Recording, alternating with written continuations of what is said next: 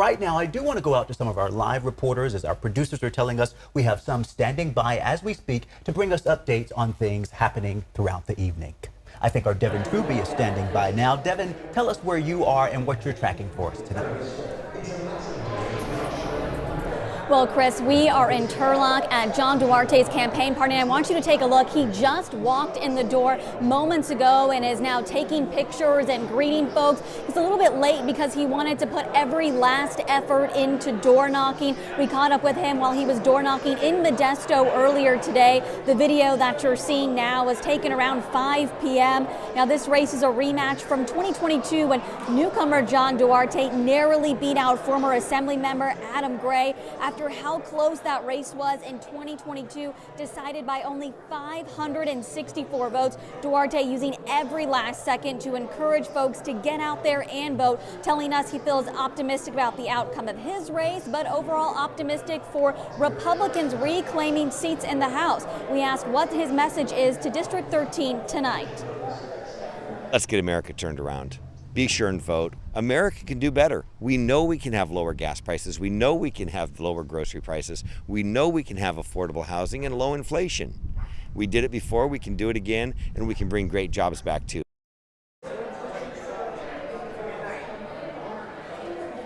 Certainly a lot at stake with this District 13 race. This year, political analysts considering this one of the closest races that'll help determine control of the House of Representatives. Now, 2 years ago, this race was too close to call, so both of the candidates went to lawmaker orientation in Washington, D.C., which is why Duarte just told us moments ago, while he is optimistic, he wants to wait for all the votes to be counted. He's not going to celebrate early, and he's not sure how long it could take for us to see the result of this race. Reporting live in Turlock, Devin Truby, ABC 10. We'll send it back to you. Yeah, rematch of 2022, one of the most contested races that we are watching tonight. Devin Truby, thank you. Let's get over to ABC 10's Garshpal Sangha, joining us from Adam Gray's campaign. Tell us about where you are, what you're seeing, and what you're hearing there tonight. Garshpal.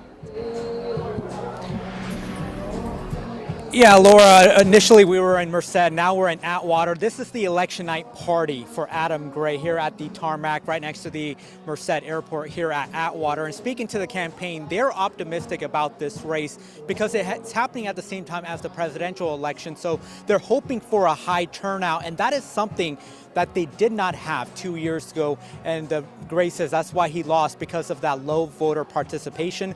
But the Latino population in this district will play a key role. So we'll just find out exactly how big of a role they're going to be playing. So far, no numbers have been released, but let's go and show you video.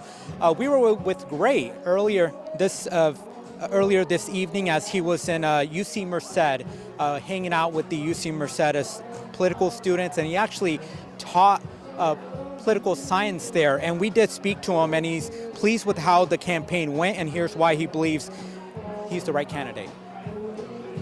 People want change. You know, that it is widely understood that this Congress representing us right now has been one of the most unproductive Congresses in U.S. history, literally not doing any work for anybody. People are tired of that.